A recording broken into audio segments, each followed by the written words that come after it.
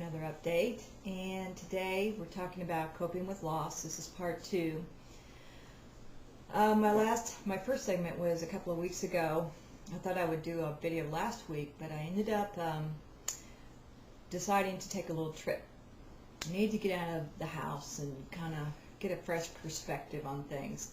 So I did. I went up to Cedar Rapids, Iowa to see my friend Nancy Joy and Jonathan and several other friends, and I did get a different perspective.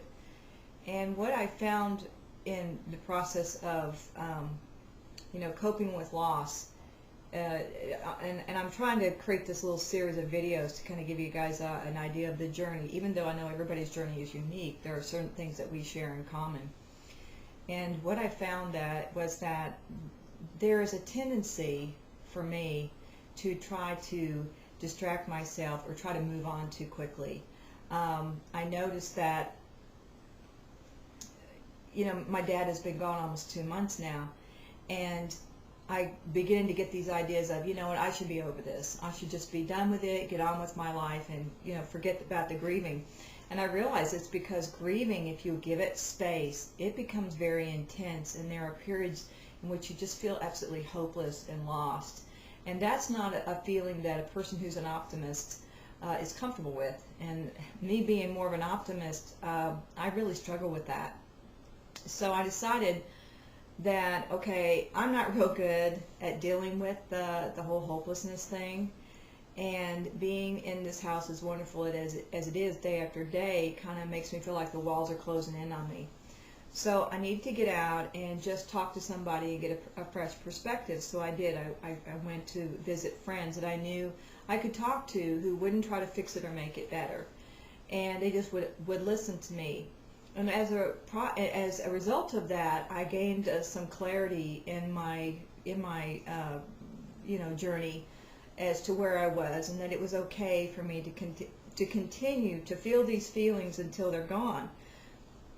Another thing that I noticed is that as I allowed myself to feel these feelings, I would get into a very dark place, but then, like the next day, I'd come out of it and I would be fine. It would be like the sun was shining inside of me again instead of just being dark clouds and gloom.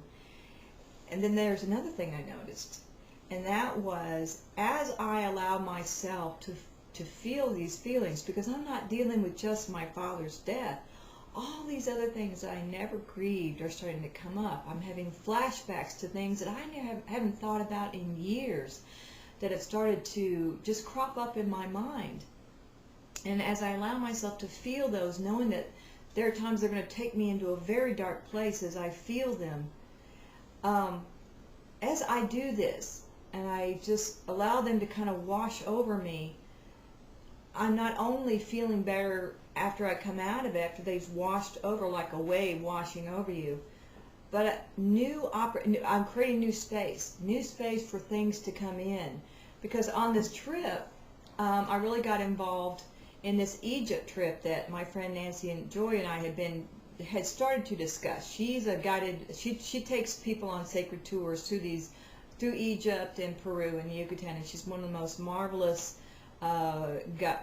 tour guides I think anybody could have. I mean, she really allows people she has the ability to create a space, a heart space for you to do whatever you need to do while you're there. And that is a unique gift that she has. So we actually really began to talk about going to Egypt, and it just seemed that things are flowing. A reporter did a write-up on her of the last time she was in Egypt, and it was printed in USA to get to today, so she's getting a lot of exposure through that. And so an opportunity has come up for me to go to Egypt with her over the 11/11, November 11th through 24th, so I will be doing that. At the same time, other opportunities have really started to come my way as I've begun to create new space by grieving and clearing out this old stuff. So I'm just telling you where I stand today is I'm doing better. I'm not over everything because the grief is still coming, but for the first time in my life, I'm allowing it to surface. And the rewards of this are starting to become clear to me, is that it does create space for new opportunities. So that's where we are today. and I will talk to you next week. Bye-bye.